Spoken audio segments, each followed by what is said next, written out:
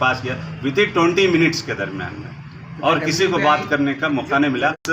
39 करोड़ का बसों कल्याण का बजट, जो एक बहुत ही बजट उसका हमारा बड़ा होना चाहिए था, हमारे हिसाब से कम एक 70 करोड़ का बजट हमारा होना चाहिए बसों कल्याण। वेलफेयर पार्टी उसमें साइन नहीं की। वेलफेयर पार्टी में उसने अपने इस बजट की कॉपीज पर अपने राशि पे साइन नहीं किए। बसों कल्याण सीएमसी की जानिब से जो बजट पेश किया गया, उस बजट 2021-22 को उसकी हम सर्टिफाइड कॉपी आज वेलफेयर पार्टी ने इसको हासिल की, जिसमें हम बजट पर गहराई के साथ जब नज़र डालते हैं तो उसके अंदर बहुत सी जो है कमज़ोरियाँ और बहुत सी खामियां नज़र आई। बसों कल्याण एक बहुत ही इस वक्त पूरे कर्नाटका में एक अहम मुकाम हासिल रखता है, जिसके लिए डेवलप करने के लिए बहुत से कोशिशें की जा रही है।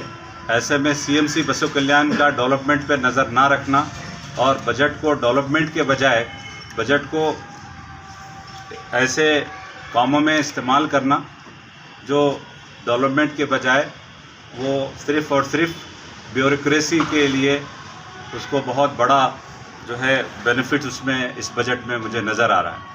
तो ये ब्यूरोक्रेसी से मुराद पूरे जो लोग इस दरमियान में जुड़े हुए हैं, वो लोगों की इसके अंदर बहुत बड़ी कारस्तानी है, जिसको हम इसकी निंदा करते हैं और इसको वेलफेयर पार्टी इस पर बड़ी ही चिंता अपनी पेश करती है। इस 39 करोड़ का बसों कल्याण का बजट, जो एक बहुत ही बजट उसका हमारा बड़ा होना चाहिए था, हमारे हिसाब से कम एक 70 करोड़ का बजट हमारा होना चाहिए बसों कल्याण का, लेकिन ये 39 करोड़ का बजट है। इस बजट के अंदर जो सबसे पहली चीज़ जो मैं पॉइंट टू पॉइंट एक 10 पॉइंट जिसकी हाइलाइट्स आपके सामने रखना चाहता हूँ, वो ये हैं कि बैंक में एज ऑन डेट जब बजट पेश किया गया तो 19 करोड़ रुपीस बैंक में शो किए जा रहे हैं, और ये जो नगद की हैसियत रखते हैं। फिर जिस बजट को जब हम गहराई के साथ देखते हैं तो इसके अंदर में बहुत पहली जो चीज़ है कि इस बजट के लिए जो पहला हमारा ह्यूज जो अमाउंट ट्रांसफ़र हो रहा है, वो ह्यूज अमाउंट ये है कि पेमेंट्स के लिए जहां फुटपाथ बनाए जा रहे हैं, जो उसके लिए 6 करोड़ रुपए रखे गए हैं, जबकि ये ऑलरेडी बसों कल्याण में जो कुछ भी अमाउंट है उसको छोड़कर 3 करोड़ ड्रेन और नालियों को छोड़े तो ऑल टुगेदर 9 लाख रुपीस इसमें रखे हैं। बाकी rest of them 30 crore rupees हम समझते हैं कि वो बहुत ही प्रॉपर इसका यूटिलाइजेशन इस बजट में नहीं हुआ। फॉर एग्जांपल के तौर पर बिल्डिंग रिपेयर के लिए 15 लाख रुपए रखे गए और सिविल उसके कंस्ट्रक्शन के लिए 25 लाख रुपए और कंप्यूटर ऑपरेटर के लिए 15 लाख रुपए और गाड़ियों को जो ऑफिसर्स इस्तेमाल कर रहे हैं उनके लिए 13,80,000 रुपये। और एक ख़ास बात देखने में मिली कि स्ट्रीट लाइट का जो इलेक्ट्रिसिटी बिल था, जो पिछले साल का जो उसमें शो किया गया है, वो है 1 करोड़ 11 लाख रुपए का। 1 करोड़ 11 लाख रुपए पिछले साल का है। तो मैं समझता हूँ कि बसों कल्याण की स्ट्रीट लाइट में कितना डेवलपमेंट हो गया, क्योंकि 1 करोड़ 11 लाख से आगे बढ़ाकर 5 करोड़ 5 लाख रुपए का स्ट्रीट लाइट की बिल को पेश किया जा रहा है चार्जेस के तौर पर, जो मैं समझता हूँ कि 5 टाइम्स मोर। ऐसा तो बसों कल्याण में इलेक्ट्रिसिटी पे इतना नहीं होना चाहिए। फिर दूसरा, जो सॉलिड वेस्ट मैनेजमेंट के लिए गाड़ियों के लिए जो डीजल इस्तेमाल किया जा रहा है, वो 40 लाख रुपीस का, 40 लाख रुपए का गाड़ियों पे डीजल। तो गाड़ियाँ कितनी चल रहे हैं, क्या उसकी लॉक शीट मेंटेन की जा रही है, तो 40 लाख रुपये जो है उस पर खर्च किया जा रहा है। तीसरा, जो गाड़ियां हैं उन गाड़ियों की रिपेयर के लिए 15 लाख रुपए रखे गए हैं।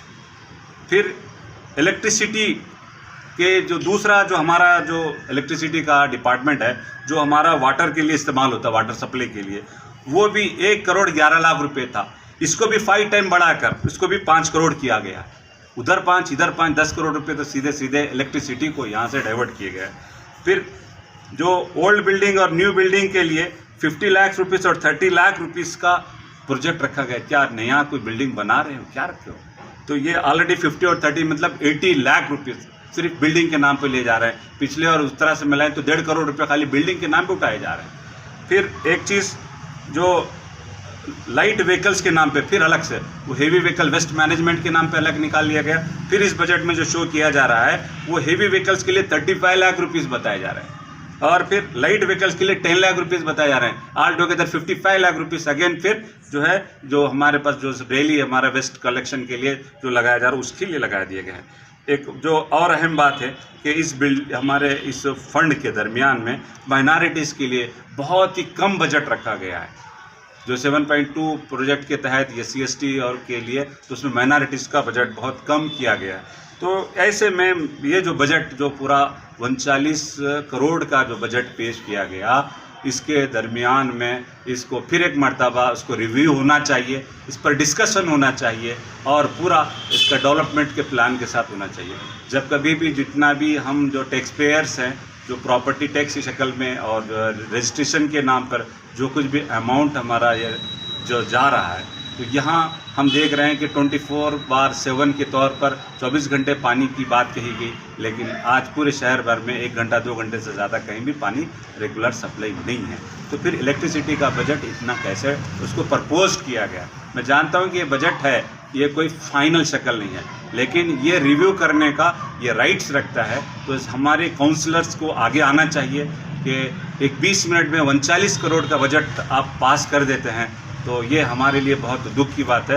वेलफेयर पार्टी इस बजट के सिलसिले में डेवलपमेंट का बजट नहीं समझती और ये ऑफिस बैरियर्स और ब्यूरोक्रेसी के डायरेक्ट ये इसके अंदर इंटरेस्ट इसमें इस बजट के ज़रिए से मालूम पड़ता है। हम इसको दोबारा रिव्यू करने की हम डिमांड करते हैं।